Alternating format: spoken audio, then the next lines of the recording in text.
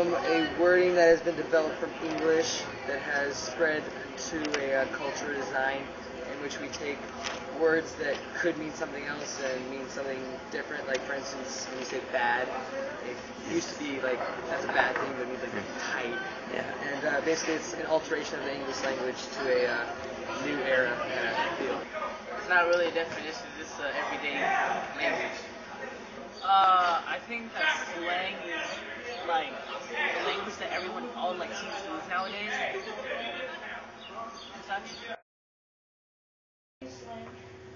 I think it's appropriate to use slang in your leisure, in your home.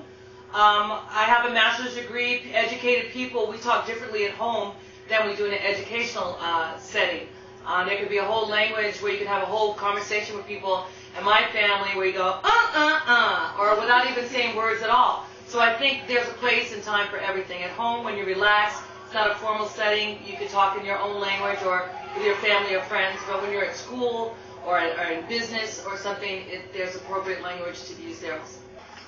You have to be aware, like, I'm aware of the language that I use, like, in class, because you know how when you're with your friends you use, like, you know. When the surrounding that you're in, the setting, that the people that you associate yourself with, depending on if you're going to use slang or if you're going to be intellectual, you just have to be aware of who you're around.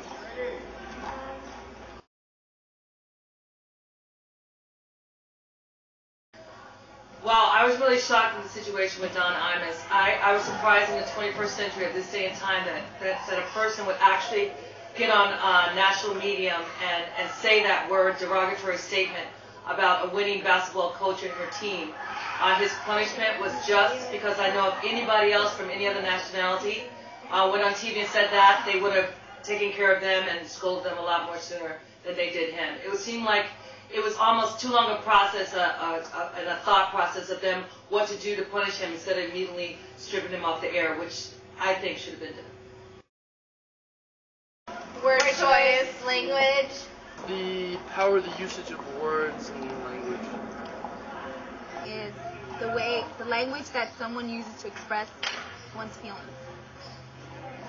In any way, like any kind of language. It doesn't have to be perfect, like, you know.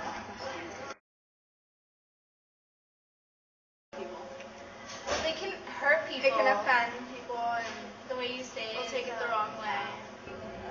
The importance of choosing your words properly is that you have to make sure that you're not hurting another person or embarrassing them or making them feel bad about themselves. People say things and they really don't mean it, but the way the other person takes it from their delivery is very important. And you want to be a person who's universally accepted by everybody.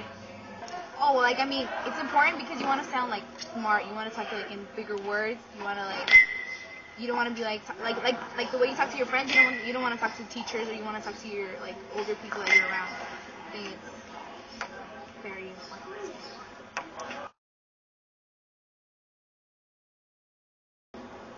The importance of that is so you don't offend others around you. If you use language that you change when you're with other people, then you have to be aware of what you say around others because you don't want to offend them. I have to use my language I use all the time. I own a business.